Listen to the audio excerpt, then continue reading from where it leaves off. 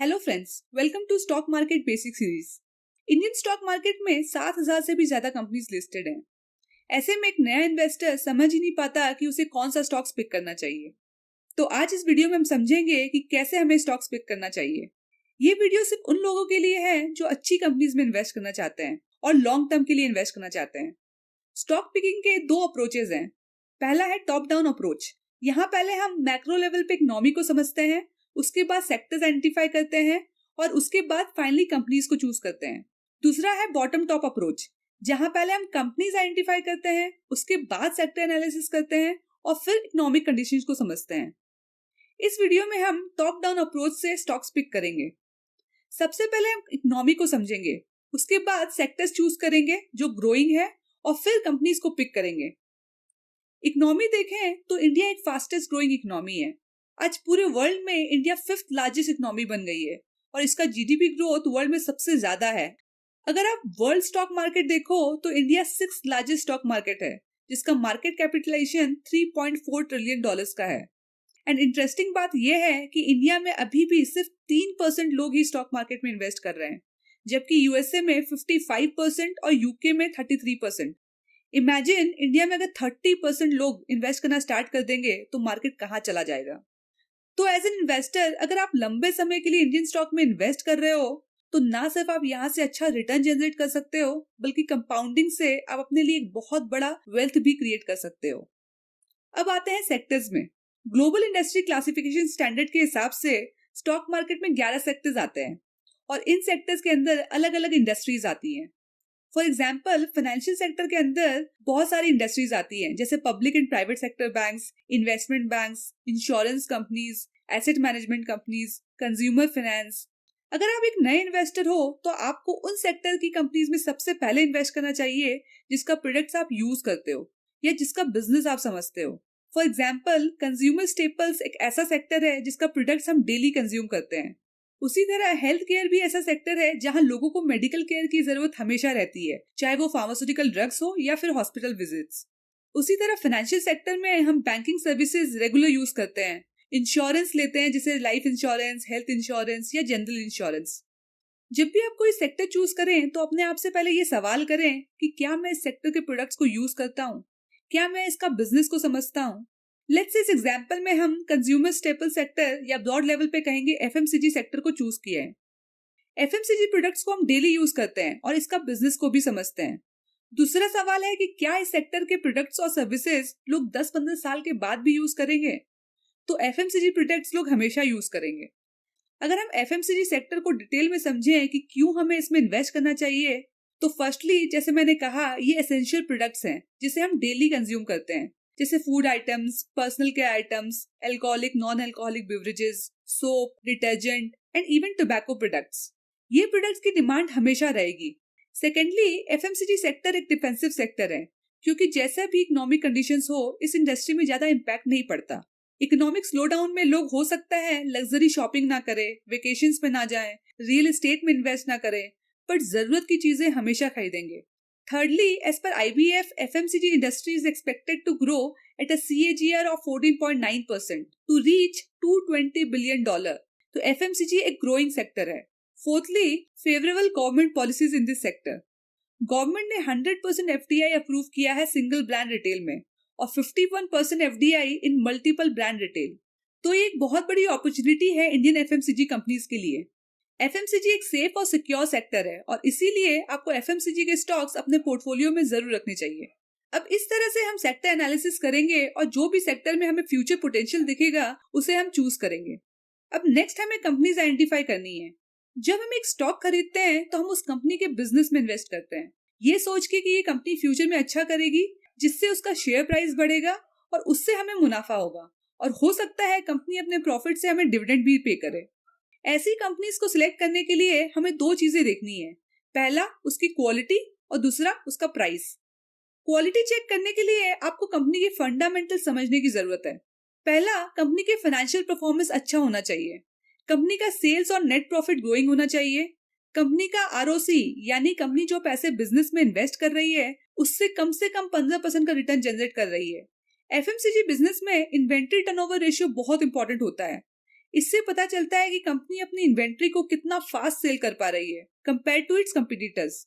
FMCG companies cash rich companies होती हैं और इनमें ज्यादा डेट नहीं होता, इसीलिए हमें वो कंपनी सिलेक्ट करनी चाहिए जिनका डेट इक्विटी रेशियो कम होता है, लेस देन 0.5।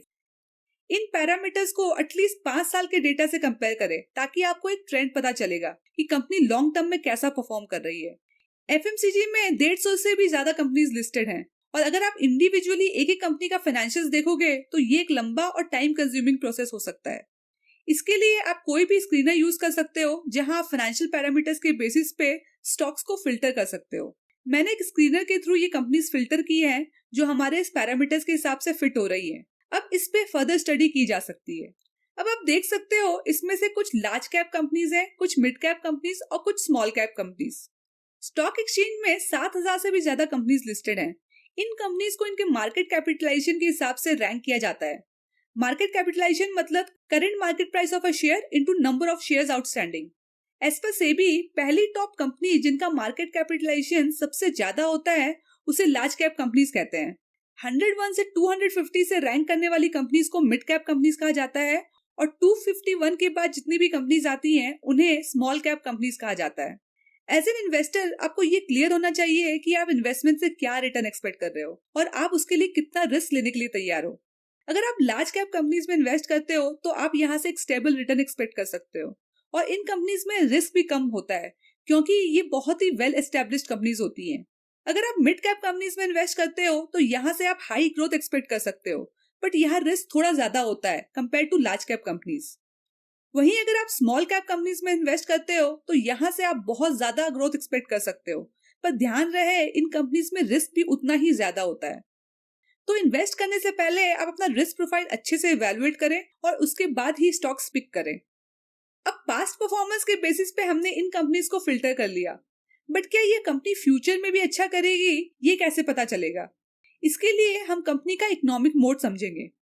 पहले जब राजा महाराजा अपने महल बनाते थे तो उसके आसपास एक खाई बनाते थे ताकि कोई भी दुश्मन अचानक से हमला ना कर पाए। पहले उन्हें खाई को क्रॉस करना पड़े जिसमें टाइम लगेगा और इतने टाइम में महल के अंदर के लोग तैयार हो जाएंगे हमले का जवाब देने के लिए। इस खाई को हम मोड कहते हैं। अब मोड को हम बिजनेस के कॉन्टेक्स्ट में समझते हैं। मान लेते हैं ये कैसल एक बहुत बड़ी कंपनी है पर उसके आसपास कोई मोड नहीं है, यानी कोई कॉम्पिटिटिव एडवांटेज नहीं है। ऐसे में कोई भी कंपीटर अचानक से आता है और कंपनी का मार्केट शेयर कैप्चर करना स्टार्ट कर देता है। ऐसे में वो कंपनी सस्टेन नहीं कर पाती और डूब जाती है। फॉर एग्जाम्पल नोकिया, एक समय में मोबाइल्स में इसकी मोनोपोली थी और आज इस कंपनी का कोई नामो निशान नहीं है। वीडियोकॉन इलेक्ट्रॉनिक्स की सबसे बड़ी ब्रांड हुआ करती थी, कोडैक का कैमरा और ऐसी भी बहुत सारी कंपनीज। मोड कंसेप्ट को वॉरेन बफेट ने यूज किया था अपने स्टॉक्स पिक करने में और तब से ये इन्वेस्टिंग की दुनिया में एक बहुत ही पॉपुलर कंसेप्ट हो गया है। वॉरेन बफेट कहते हैं कंपनी का बड़ा होना सिर्फ काफी नहीं है, उसके पास क्या ऐसी चीज है जो उसे ना सिर्फ कंपटीशन से बचाएगी बल्कि फ्यूचर में वो कंपनी कंसिस्टेंटली ग्रो भी करेगी। इसीलिए आप जो भी कंपनीज पिक करें ये जरूर देखें कि इन कंपनीज के पास वाइड इकोनॉमिक मोड है। एफएमसीजी सेक्टर में मोड क्या हो सकता है उसे समझते हैं। इमेजिन करो इंडिया की 1.4 बिलियन पॉपुलेशन को सामान कैसे पहुंचता होगा। इसके लिए एक स्ट्रॉन्ग डिस्ट्रीब्यूशन नेटवर्क चाहिए होता है। अगर आप इंडिया का डिस्ट्रीब्यूशन नेटवर्क देखें तो मैन्युफैक्चरर अपना स्टॉक्स देता है सीएनएफ एजेंट को, उसके बाद स्टॉक जाता है सुपर स्टॉकिस्ट के पास, वहां से डिस्ट्रीब्यूटर, उसके बाद होलसेलर्स और फिर रिटेलर्स के पास जाता है और उसके बाद कुछ छोटे छोटे रिटेलर्स जैसे पान की दुकान तक भी प्रोडक्ट्स पहुंचता है। इंडिया में एक स्ट्रॉन्ग डिस्ट्रीब्यूशन नेटवर्क बनाने के लिए एचयूएल ने बहुत बड़ा कंट्रीब्यूशन किया है। इंडिया में हार्डली कोई ऐसी शॉप होगी जिसमें एचयूएल का प्रोडक्ट्स नहीं बिकता। अगर आप सेल्स चैनल देखोगे तो ऑफलाइन सेल्स 80 to 85% है और वहीं ऑनलाइन सेल्स 15 to 20%। पैंडेमिक के बाद से ऑनलाइन सेल्स काफी बढ़ गया है। इनफैक्ट आने वाले समय में कंपनीज अपना ऑनलाइन प्रेजेंस कैसे बढ़ाती है ये एक इकोनॉमिक मोड हो सकता है। अगर हम ऑफलाइन चैनल देखें तो आज रूरल मार्केट से 35% सेल्स आ रही है। रूरल इंडिया एक ग्रोइंग मार्केट है। ग्रोइंग डिस्पोजेबल इनकम और ब्रांड अवेयरनेस के कारण ये मार्केट काफी तेजी से बढ़ रहा है। ऐसे में जिस कंपनी के पास स्ट्रॉन्ग डिस्ट्रीब्यूशन नेटवर्क होगा या जो तेजी से एक्सपेंशन करेगी वो कंपनी आने वाले समय में ज्यादा ग्रो कर पाएगी। सेकंड है स्ट्रॉन्ग ब्रांड प्रेजेंस। एक कंपनी को सालों लग जाते हैं एक ब्रांड क्रिएट करने में, पर उसके बाद प्रोडक्ट का प्राइस भी बढ़ जाए या फिर कॉम्पिटिटर सस्ते प्रोडक्ट्स ले आए, कंपनी के ब्रांड के नाम से उसका प्रोडक्ट्स बिकता है। For example, Nestle has strong brands like Cerelac in baby foods, Maggi in noodles and ketchup, KitKat and Munch in confectionery items, Nescafe and retail coffee. उसी तरह एचयूएल के पास strong personal and home care brands हैं जैसे Lux, Sunsilk, Surf Excel, Vaseline, Dove etcetera. Colgate Palmolive का Colgate brand बहुत ही famous है। मैरिको का सफोला ब्रांड और पैराशूट ऑयल जो हम बचपन से यूज कर रहे हैं। आईटीसी का सिगरेट ब्रांड। एक ब्रांड क्रिएट करना और उसको सालों तक मेंटेन करना एफएमसीजी कंपनी का स्ट्रॉन्ग इकोनॉमिक मोट है। अब कोई ब्रांड कितना स्ट्रॉन्ग है वो उसके मार्केट शेयर से पता चल सकता है।